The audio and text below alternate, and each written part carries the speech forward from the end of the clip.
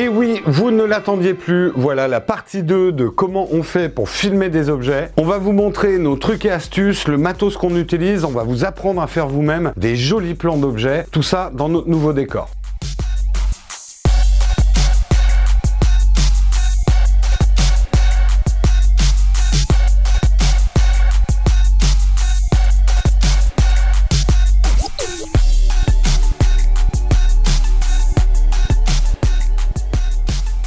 Effectivement, dans cette partie 2, comment filmer des objets, on va vous apprendre nos techniques. Alors c'est vrai que nous, on tourne plutôt des objets tech, des smartphones, des appareils photo, des choses comme ça. Mais cette vidéo s'adresse à tous ceux qui ont des objets à filmer pour leur production habituelle, que ça soit leur chaîne YouTube, que ça soit pour leur entreprise, que vous fassiez du culinaire, des figurines de collection, du maquillage, et que vous voulez faire des jolis plans des objets réussis qui donnent envie de regarder votre vidéo. On va vous apprendre quelques petits trucs. On va vous apprendre à gérer les reflets. On vous apprendra aussi à faire des jolis bokeh d'arrière-plan derrière les objets pour les mettre en valeur. On aura une première approche de comment filmer en macro sans dépenser trop d'argent. Bref, tout un tas de choses à partager avec vous.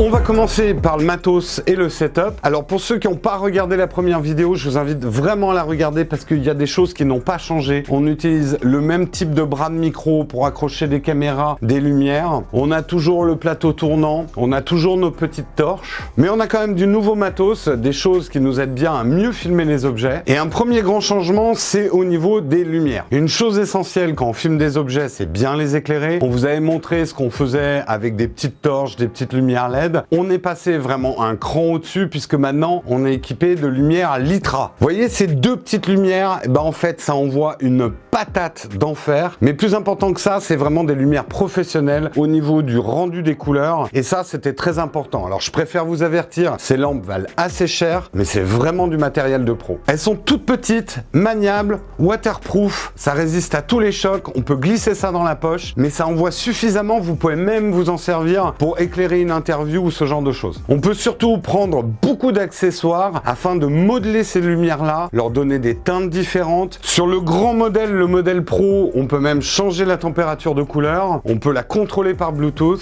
et elles sont tellement puissantes qu'on se demande si on va pas remplacer les Viltrox qu'on utilisait avant. Sachant qu'en plus, elles sont complètement autonomes, elles ont leur propre batterie. À puissance maximum, on peut les allumer pendant à peu près 50 minutes, et vous verrez tout à l'heure tout ce qu'on peut faire avec. Une autre pièce d'équipement hyper importante, c'est ce drôle d'engin. Vous vous demandez ce que c'est? Est-ce que c'est un truc pour se mettre des gouttes dans le nez ou ailleurs? Eh bien, pas du tout. En fait, c'est un nettoyeur professionnel qui va souffler de l'air sous haute pression et qui va nous permettre de nous débarrasser des poussières. Autrefois, on utilisait des bombes soufflantes que vous connaissez pour laver les claviers ou ce genre de choses, mais on en consommait quand même beaucoup. C'est pas génial pour la planète. Donc, on s'est équipé de ça et depuis, on manque pas d'air.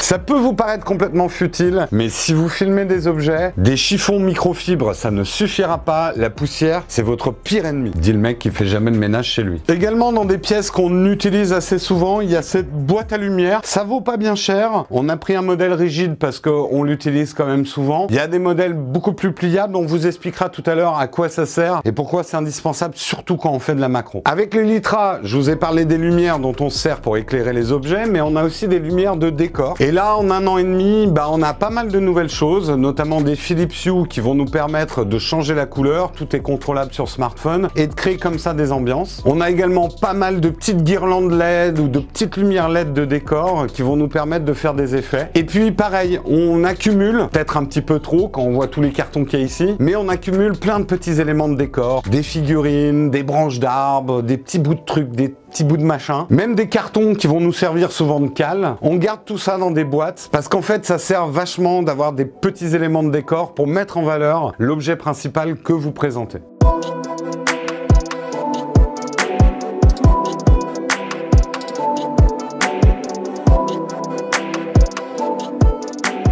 Au niveau des accessoires, la première chose à laquelle vous devez penser, c'est un maximum de choses pour nettoyer, garder propre. C'est pour ça qu'en plus de l'air duster, on a plein de chiffons, on a des gants aussi qui vont nous permettre de pas rajouter des traces de doigts, on a des liquides nettoyants. Bref, vous allez voir une bonne partie de la préparation de comment filmer un objet, c'est d'abord bien le nettoyer. Et sinon, dans le reste de notre bijoute, une bijoute, c'est tous les accessoires dont on a besoin pour filmer quelque chose. Il y a des choses qu'on a fabriquées nous-mêmes. Merci Romain d'ailleurs pour ce petit stand qui nous permet de tenir les smartphones en position verticale. Plein de pâte à fixe, de gaffeurs, tout ce qui peut coller, scotcher, des ficelles. Ça, vous en aurez énormément besoin. On a toujours, comme on vous présentait dans la partie 1, des planches de bois qu'on récupère souvent dans la rue. C'est des vieux morceaux de meubles qui nous permettent d'avoir des simili-bois de couleurs différentes. Mais on y a ajouté d'autres matières. On a pris des portes vitrées. Tout ça, c'est de la récup. Il suffit d'avoir un peu l'œil et de se balader dans la rue. Tout ça nous permet de vraiment varier nos décors. Mais on a ajouté également des grands morceaux de carton blanc et noir. Vous verrez tout à l'heure à quoi ça sert. On va déjà vous montrer une première chose pour ceux qui ont des unboxings à faire, par exemple de smartphones ou de produits beauté. Un petit truc qu'on a trouvé avec Karina et qui nous aide vachement à ajouter de la lumière derrière l'objet. On a récupéré dans la rue une plaque de verre dépoli comme on en trouve souvent dans des meubles Ikea. On la surélève avec deux petites boîtes en carton et dessous on glisse des Philips Hue. Et en changeant très simplement la lumière à travers l'application, ça nous permet de créer des fonds de couleurs différents derrière nos objets. Le fait d'avoir du verre dépoli, ça va vraiment diffuser cette lumière de couleur, ça vous évitera d'avoir des points trop durs. Bien évidemment, ça ne suffit pas. Avec les Lytra, il va falloir qu'on trouve comment on va éclairer l'objet. Mais comme on est là pour faire de la vidéo et pas de la photo, nous, il faut qu'il y ait du mouvement. On utilise finalement la même technique qu'il y a 1 an et demi. En bougeant nos Lytra autour des objets, on crée des mouvements de lumière. Ça, c'est une technique très simple. Si vous n'avez pas de quoi faire bouger votre caméra, si vous ne pouvez pas bouger l'objet lui-même, ça va créer suffisamment de mouvement pour créer un plan intéressant. Et ça marche effectivement très très bien avec les objets où il y a des petits reflets qui se créent. Et justement, les reflets, parlons-en, surtout quand vous avez des objets comme des smartphones qui prennent des reflets de partout,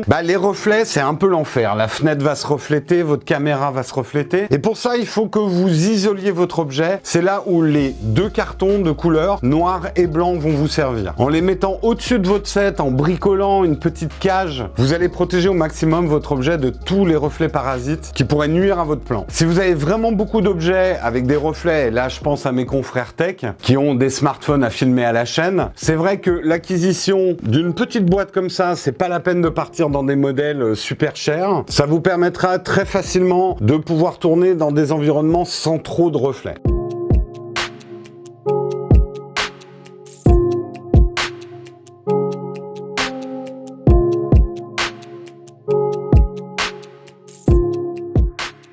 Allez, on va voir un autre type de plan très populaire sur YouTube pour les unboxings, le fameux smartphone avec beaucoup de bokeh derrière. Alors le bokeh, rappelle, qu'est-ce que c'est? C'est la faible profondeur de champ. C'est là où les lumières font des jolies petites billes. Cette création de bokeh derrière votre objet ou même devant votre objet va être conditionnée par plusieurs choses. Bien évidemment, l'ouverture. Plus on ouvre grand, plus la profondeur de champ est faible. Mais ce qu'on oublie souvent, c'est que c'est conditionné par deux choses essentielles. Votre longueur focale, donc si vous avez une caméra, essayez de mettre une longueur focale plus longue, et également votre distance au sujet. Plus votre fond et plus vos lumières seront loin de l'objet que vous filmez, plus vous aurez aussi du flou. Donc ne filmez jamais le smartphone trop proche du décor, vous aurez beaucoup de mal à obtenir du bokeh. Et toutes ces techniques vont permettre même à ceux qui filment avec un smartphone, parce que oui, je pense à vous, si vous filmez un objet de suffisamment près, que votre décor est suffisamment loin, eh bien vous allez pouvoir créer un petit peu de flou d'arrière-plan et faire ressortir votre sujet. Ce qui met en valeur ce bokeh, c'est bien évidemment les cercles de lumière, tout ce qui est guirlande de Noël, petites lumières, même une feuille noire trouée avec une lumière derrière, vous allez créer des petites lumières qui vont devenir des grands ronds transparents. Une technique spéciale Karina, c'est le papier d'aluminium. Si vous n'avez pas des petites lampes ou des guirlandes de Noël, vous froissez du papier d'aluminium,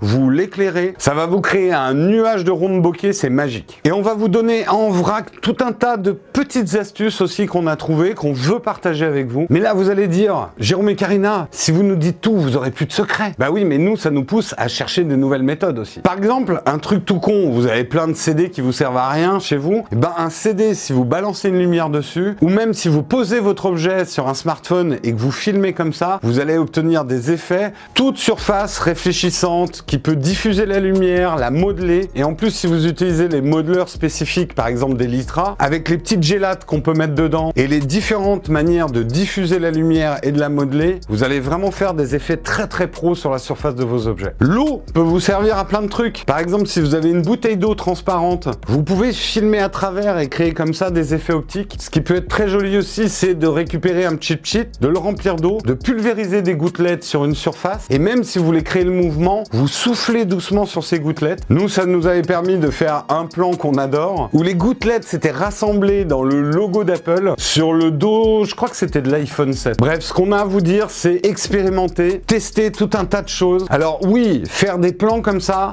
prend du temps. Nous, on a parfois mis des demi-journées à faire un seul plan. Ça ne s'adaptera pas à toutes les prods. Si vous êtes du genre à enchaîner vraiment les vidéos sur YouTube et à en sortir un maximum, vous pourrez pas faire tout ce travail-là. Il faut aimer faire des belles images. Il faut que votre communauté aussi aime ces images-là. Et d'une manière générale, et ça c'est quelque chose qu'on partage avec Karina, on kiffe vraiment faire des jolis plans d'objets. Et ça vous explique peut-être un petit peu pourquoi les vidéos sur Nowtech, on n'en sort pas tant que ça. C'est que ça prend du temps.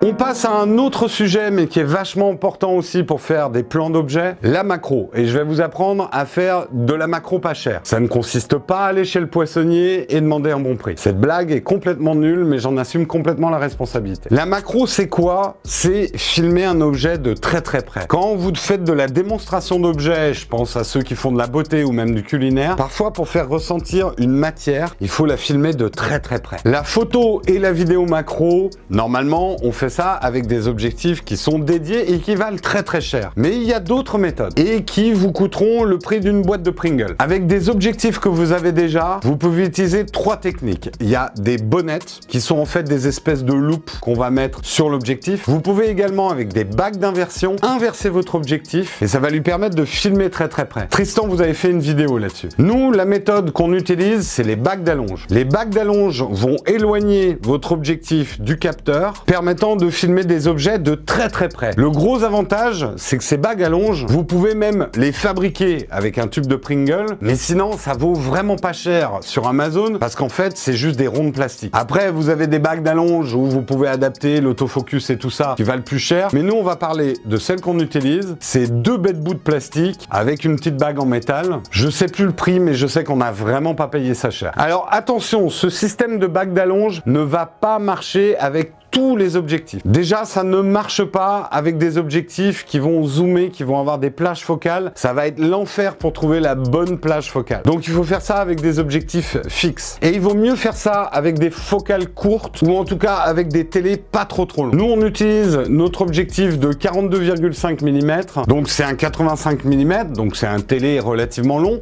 mais ça marche très bien. Un 50 mm, ça peut très bien marcher. Un 32, etc. Dans les conseils également, si vous vous lancez dans la macro d'objets, c'est de savoir faire une mise au point manuelle. Ne comptez pas sur votre autofocus. On va travailler avec des profondeurs de champ très très faibles. D'ailleurs, évitez de faire vos macros avec des ouvertures trop grandes parce qu'avec ce niveau de rapprochement de votre sujet, ça fait beaucoup trop de flou et on va pas comprendre la matière que vous essayez de transmettre. Conseil ménage, attention aux poussières. Une poussière quand vous filmez avec un objectif normal ou des traces de doigts, c'est déjà assez immonde, mais quand vous êtes en macro, le moindre grain de poussière, surtout si vous avez de la lumière rasante, ça devient un truc énorme. Donc c'est là où acheter des gants blancs, avoir des super chiffons, une bombe soufflante, ça va être très très utile, mais on vous conseille même pour être dans un environnement où la poussière ne retombe pas sur votre objet, d'utiliser une boîte à lumière ou au moins de mettre un carton au-dessus de votre objet pour qu'il n'y ait pas de redéposition. Mais généralement ça ne suffit pas et entre deux plans vous serez obligé de renettoyer l'objet. Donc là aussi c'est un travail extrêmement chronophage. Mais c'est super important de le faire faire parce qu'une macro sur un objet sale, c'est juste dégueulasse x20. Votre ennemi aussi pour les macros, ça va être tout ce qui est vibration. La moindre petite vibration, même si vous avez un appareil super stabilisé, ça devient un tremblement de terre à ces distances-là. Donc nous, par exemple, on n'utilise pas ce système-là qu'on vous avait montré. Quand on fait de la macro, on sort le gros pied lourd, le gros pied photo. Il fait au moins 56 tonnes. Et oui, je suis un petit peu italien, vous avez vu ce que je fais avec mes mains. Bref, se lancer dans la vidéo macro, c'est un travail de maniaque. Il faut être patient, il faut avoir un souci du détail. Pas la peine d'investir dans un objectif macro pour l'instant. Oui, vous aurez une meilleure qualité avec un objectif macro. On vous le montrera dans une prochaine vidéo. Mais encore une fois, le travail de ménage sur l'objet, la patience, l'absence de vibration compteront beaucoup plus pour la qualité de vos vidéos macro qu'un objectif super cher. Et encore, j'ai même pas abordé les problèmes d'éclairage en macro. Ça aussi, on verra ça plus tard. Voilà en tout cas pour nos petits conseils du jour. J'espère que ça sera utile à tous ceux qui ont des objets à filmer dans leur prod. Si vous le voulez, on continuera la série. Donc n'hésitez pas à nous le dire dans les commentaires et avec vos pouces si vous voulez qu'on continue cette série comment filmer des objets. Et par les questions que vous nous poserez, ça nous donnera aussi les sujets qu'on abordera. Il y a des choses dont on n'a pas encore parlé. Par exemple, l'utilisation d'un slider. C'est quelque chose qu'on aimerait aborder. Comment filmer des objets en extérieur sans que ça soit trop dégueulasse au niveau de la lumière. Comment bien régler la luminosité d'un smartphone quand on veut le filmer. Ça, c'est une problématique. Ceux qui font de la tech, ils connaissent bien. Bref, on a encore pas mal de choses à voir. Et c'est pour ça qu'on vous attend dans les commentaires. On se retrouve très bientôt pour une autre vidéo. N'oubliez pas que si vous voulez soutenir la chaîne et nous encourager à faire d'autres vidéos, il y a un lien dans le texte descriptif qui vous donnera toutes les solutions pour pouvoir aider Naotech.